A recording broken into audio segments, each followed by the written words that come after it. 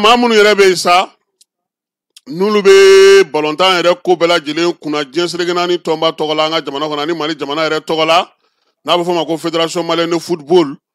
Alexis Kalambiri ni ale journal Mali Tribune a ka jumadon bɔli la a ko wari min bɛ don Mali Fédération kɔnɔ ko maa si t'a dɔn wari min bɛ don a bɛ kɛ min ye o dɔn tɛ musaka b'u kun jamana kɛlen ka sariya minnu sigi u ka sira fosi kisɛ kelen foyi to o la. Alexis y'a yira ko Fédération maaw u bɔra kɔsa in na k'u ka Assemblée Générale ordinaire kɛ nka min ye sɛbɛn min kan ka bɔ k'a yira k'a fɔ ko sara ni musakaw taara nin sira fɛ k'o ma ye. Maa min bɛ yen n'o ye auditeur ye ale ye sɛbɛn kɛ ka rapport dɔ kɛ k'o bɔ k'o bin o rapport in kɔnɔna Falaye a yira k'a fɔ sa ko min ye Fédération Malienne ka trésorerie yɔrɔ la Falaye min ye sɛbɛndon kan ka sigi yɔrɔ min n'o ye sɛbɛn yɛrɛ n'o y'a yira k'a fɔ k'an ye nin wari don nin wari kɛra tan ko papaga ko kelen wo sɔgɔlen a ma ye rapport d'audit min kɛra san 2024 musaka kan Fédération Malienne na Falaye o y'a yira sa k'a fɔ ko min ye Mali Fédération Malienne de Football k'a ka kɛsu wo suwalen don k'o bɛ kɛ dibidibi ni namara de la maa si tɛ ɲɛdɔn a la o y'u ka auditeur yɛrɛ ka sɛbɛn ye.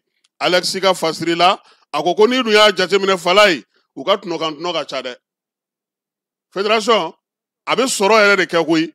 nka k'a fɔ ko sariya de ko tan u ka sira kisɛ kelen tɛ o la. Commissaire aux comptes olu fana y'a yira sa k'a fɔ ko sɛbɛn minnu bɔlen filɛ nin n'u taara n'o y'u ka AG kɛnɛ ka Falaye olu ma jɛn n'o ye dɛ. O sifuru minnu b'o kɔnɔna taa si sigilen tɛ kisɛ kelen kan k'a fɔ ko min bɛ se ka taa sɛgɛsɛgɛ ka bɛn. N'i dun y'a jateminɛ Fédération maaw y'a yira k'a fɔ ko sefa wari miliyari 3.8 o bɛ u bolo o donna mun na Falaye ko sojɔko minɛnsanko nka min ye a ko la dabalibanyɔrɔ ye Falaye n'i ye sɛgɛsɛgɛli kɛ o Fédération kelen in kɔnɔna ye maa si tɛ yen min bɛ se ka na nin sɛbɛn k'a yira k'a fɔ ko wari donna da min fɛ k'a filɛ nin ye nin donna nin na an ye nin sanni nin an ye nin kɛ nin ye k'o tɛ yen. Wa Fédération a yɛrɛ ka musaka fanba a bɛ sɔrɔ maa min bolo o ye Mali jamana ye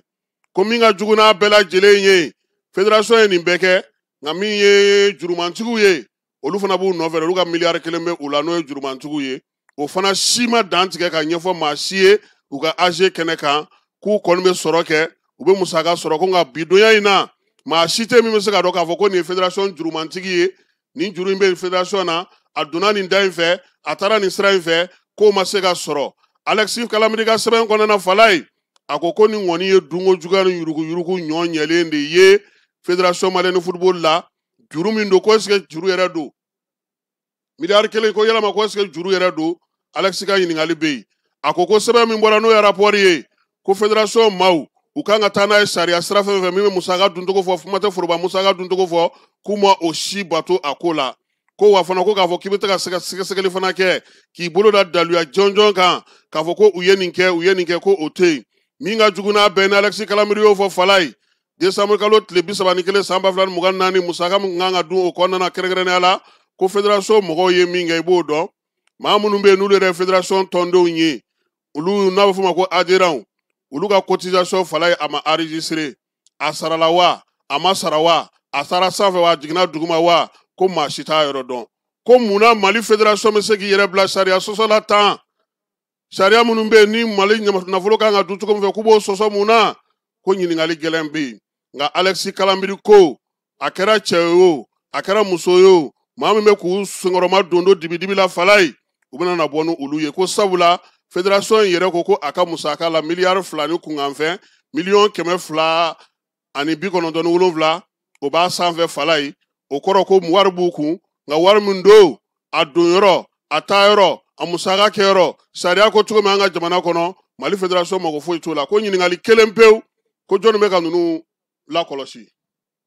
jɔnni bɛ k'a to ni u tɛ se ka baara kɛ sariya la Alexis Kalambiri a ye nin sɛbɛn juma tɛmɛnen Mali Tribune ale kɔnɔ an ye sɛbɛn in an y'a ta ka bɔ yen Falaye.